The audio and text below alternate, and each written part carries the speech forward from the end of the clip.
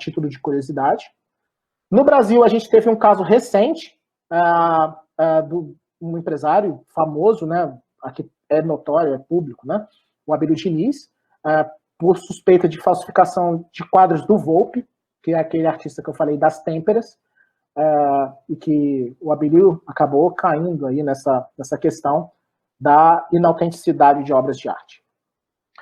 Uma questão bastante recente a respeito da arte também, que os químicos podem trabalhar nessa questão da autenticação, são as questões judiciais, né? A Lava Jato, por exemplo, ela tem descoberto verdadeiros esquemas criminosos envolvendo o mercado de arte, de compra e venda de obras que, para serem reintegradas, entregadas a museus, precisam desses laudos de autenticação e tal. Então, eu acho essa questão muito importante para os químicos, né? Compor essas equipes de investigação, trabalhar com métodos físicos, é uma parte mais analítica da química, né?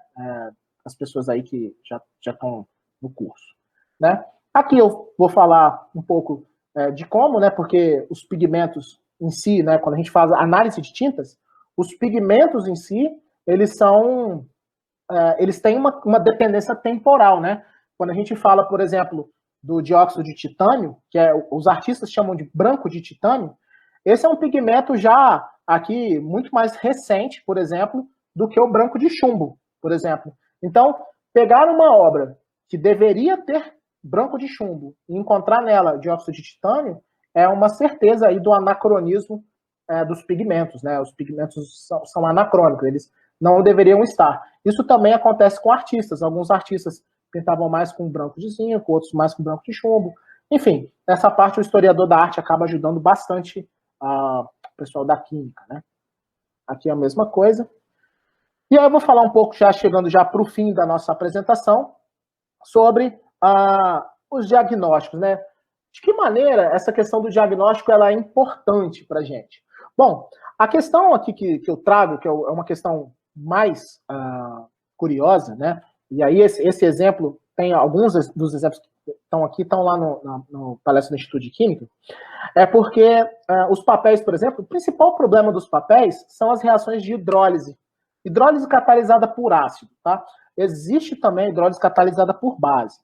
Ok, né, depois não ter uma desinformação. Mas a questão da hidrólise catalisada por ácido é sempre um pouco mais complicada, né? Principalmente pela questão dos anidridos atmosféricos. CO2, NOx, né? Pode ser 2 ou 3, SO2 ou 3 também. Para a formação aí dos ácidos, né? In situ. Formação dos ácidos que acabam aumentando essa questão aí. Então, por exemplo, em lugares muito poluídos, que tem muito esses óxidos, né? Poluídos do ponto de vista urbano, esses óxidos atmosféricos acabam interferindo bastante. E aí, quando a gente está falando, por exemplo, de como que é feito, né, esse trabalho, olha, se a gente está pensando num papel simples, um único documento, eu posso dizer para você que funciona, por exemplo, você mergulhar esse papel, imergir mesmo, num banho alcalino, uma solução. Você neutraliza esses ácidos e preserva esse papel de maneira melhor. Eu estou falando aqui, mas existe toda uma ciência por trás disso, dos pigmentos que existem nesse papel, e eu estou contra-recomendando que pessoas façam isso em casa. Eu estou dizendo que é uma solução possível. Mas quando a gente analisa, por exemplo, uma coleção de papel, uma biblioteca, um arquivo, por exemplo, aqui no Rio de Janeiro tem o Arquivo Nacional, ali no Campo de Santana.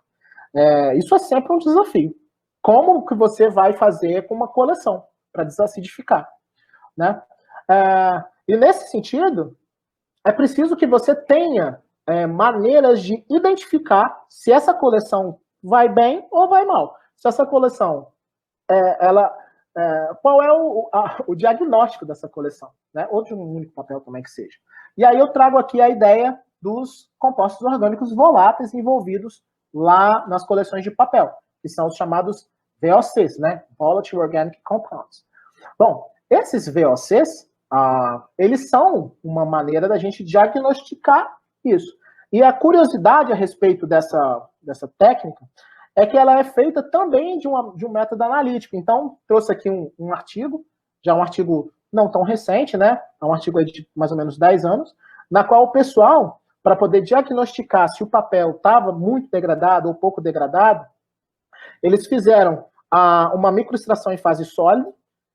O nome parece complexo, mas na verdade é uma seringuinha, né? Que tem dentro dessa seringuinha uma resina, e aí os pesquisadores aspiraram o ar desse livro, o ar que estava dentro desse livro, né? Para determinar se havia uma correlação ou não da idade do papel com a presença de alguns compostos orgânicos voláteis.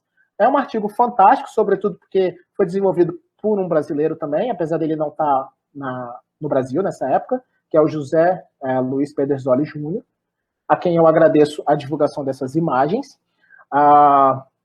E essa microextração em fase sólida que aconteceu, que eles fizeram, realmente mostrou-se bastante eficiente para a determinação do diagnóstico de coleções imensas, né? Então, determinar esses gases na atmosfera dessas coleções é algo que realmente é importante para a conservação de bens culturais.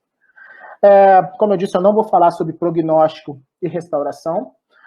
Antes de terminar aqui minha apresentação, eu queria agradecer ao pessoal do grupo lá, as meninas, né? Eu tenho um grupo 100% feminino. Suzana, que defendeu o TCC dela há pouco tempo, Luísa, Luane, Mariana e Tamires, são elas que realmente colocam o laboratório para frente, né? O laboratório que a gente tem lá na Escola de Belas Artes, que é o Laboratório de Estudos em Ciências da Conservação.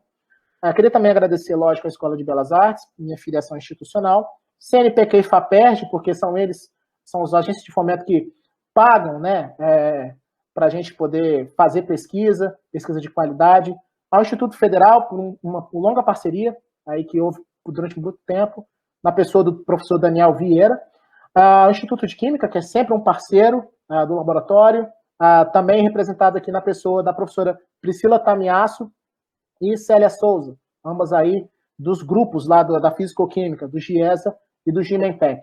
Agradeço novamente a ABQ, deixo aqui o meu e-mail para que qualquer pessoa que tenha algum tipo de curiosidade, algum contato, se precisar de análise, por favor, me escreva. Eu estou sempre disponível a colaborar e a trabalhar em prol aí dos bens culturais. Tá bom? Muito obrigado, Rafael, pelo convite, e eu me despeço.